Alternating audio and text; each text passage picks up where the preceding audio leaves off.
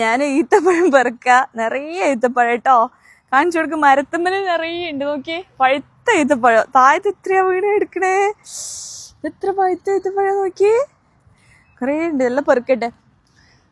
എന്നാൽ ഞാൻ ഒന്ന് തിന്നിട്ട് കാണിച്ചു തരാം.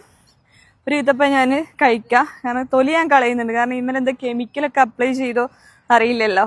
നല്ല ചൂടാണ് ഈ വെയിൽ. അപ്പം എനിക്ക് ഇങ്ങോട്ട് പറയാനുള്ളതാണ്, നമ്മൾ ഈ വെയിലത്ത് വന്നിട്ടാണ് ഈത്തപ്പഴം പെറുക്കുന്നത്. അതുകൊണ്ട് ക്രീം ഉപയോഗിക്കുമ്പോൾ വെയിലും ഉണ്ടായാലൊന്നും പ്രശ്നമില്ല. അപ്പം നിങ്ങൾക്ക് ക്രീം ഫേസിൽ അപ്ലൈ ചെയ്ത് കഴിഞ്ഞാൽ നല്ല റിസൾട്ട് ആയിരിക്കും. അപ്പോൾ ഇതൊന്ന് ഞാൻ കഴിച്ചിട്ട് മധുരം എങ്ങനെയുണ്ട് നോക്കട്ടെ.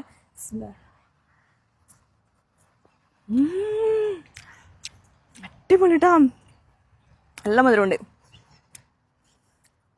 തൊലി ഞാൻ കളയുന്നത് വെച്ചാൽ പ്രഗ്നൻ്റ് ആണ്, എന്തെങ്കിലും കെമിക്കൽ അപ്ലൈ ചെയ്ത് ബേബിക്ക് അങ്ങനെ പേടിച്ചിട്ടാണ് കേട്ടോ തൊലി കളഞ്ഞത്. തൊലി കളയണമെന്നൊന്നുമില്ല, അത് രക്ഷയില്ല. അടിപൊളി ടേസ്റ്റ്. അതിന്നാ ആണോ? അപ്പോൾ നിങ്ങളുടെ ഫേസിൽ ക്രീം അപ്ലൈ ചെയ്യുമ്പോൾ ഒരു സൈഡ് എഫക്റ്റും ഇല്ല, വെയിലൊക്കെ കൊള്ളാം. അതേപോലെ നൈറ്റിൽ കിടക്കുമ്പോൾ അപ്ലൈ ചെയ്യുക, ഡേ ടൈമിൽ വാഷ് ചെയ്യുക. വിത്തിൻ 1 വീക്കിൽ നല്ല ബെസ്റ്റ് റിസൾട്ട് ആയിരിക്കും കേട്ടോ.